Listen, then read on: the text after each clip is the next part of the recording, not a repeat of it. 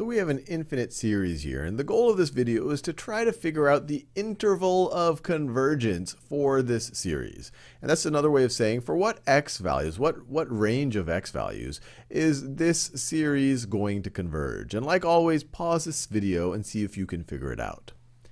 So when you look at this series, it doesn't fit cleanly into something like a geometric series or an alternating series. And when I see something like this, I think about the ratio test because it tends to be pretty general. And to apply the ratio test, we want to think about the limit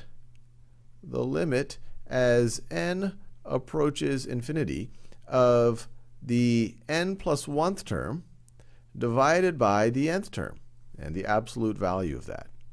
And if this thing is less than 1, so when this thing is less than 1, then we are going to converge. And the x values that make this thing greater than 1, we are going to diverge.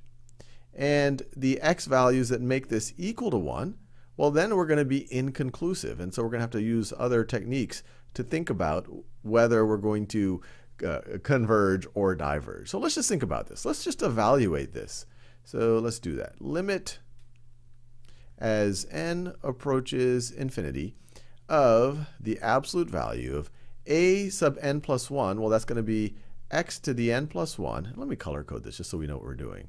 So this thing right over here is going to be x to the n plus 1 over n plus 1 times 5 to the n plus 1. And we're going to divide that by the nth term. We're going to divide that by the nth term, and that's just going to be x to the n over n times 5 to the n. And we're going to take the absolute value of this whole thing.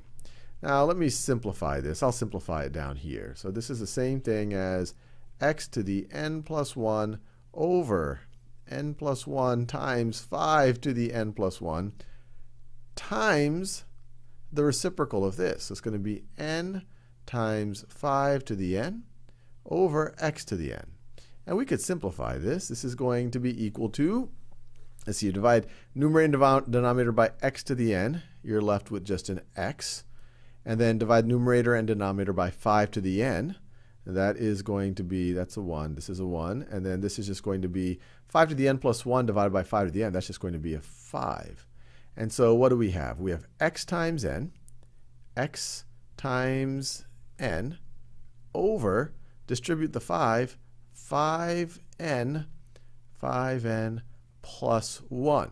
Oh, let me be careful there. Let me distribute the 5. 5n plus 5. 5 times n, 5 times 1. 5n plus 1. 5n plus 5. All right. So let me just rewrite that. This is going to be equal to the limit as n approaches infinity of the absolute value of this thing.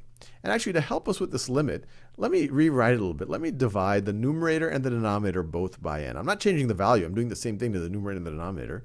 I'm dividing it by the same value. So if I divide the numerator and the denominator by n, this is going to be the same thing as x over 5 plus 5 to the n. And so when I divided the numerator and the denominator by n, it becomes very clear what happens as n approaches infinity.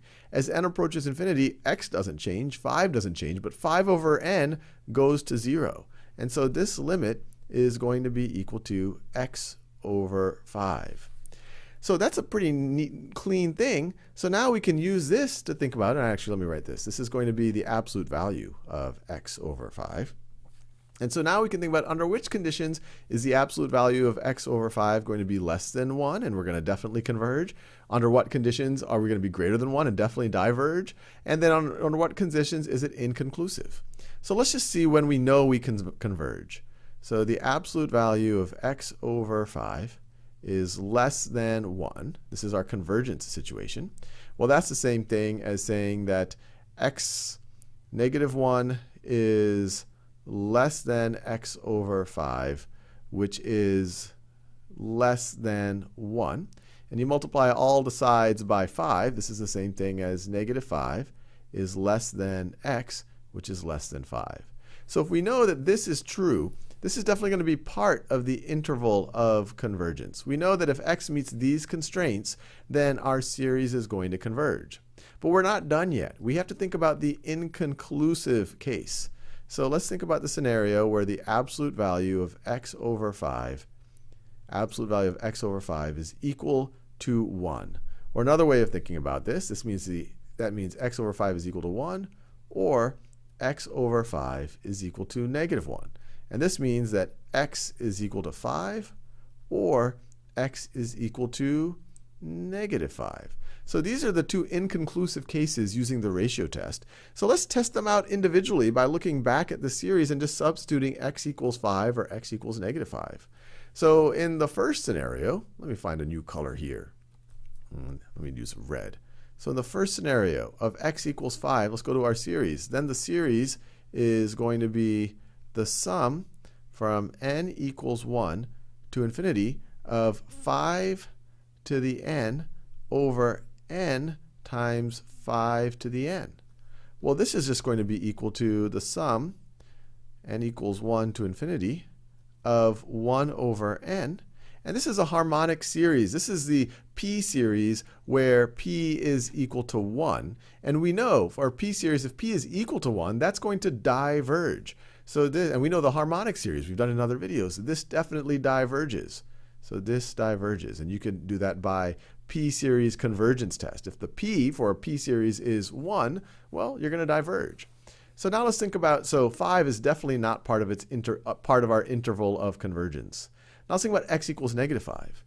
When x equals negative 5, let me get another color going here.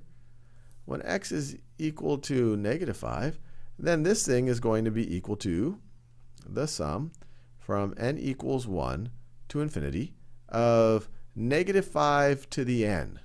And actually, let me just write that as, I'll write it out, negative 5 to the n over n times 5 to the n. This is the same thing as the sum from n equals 1 to infinity of, we could write this as negative 1 to the n times 5 to the n over n times 5 to the n.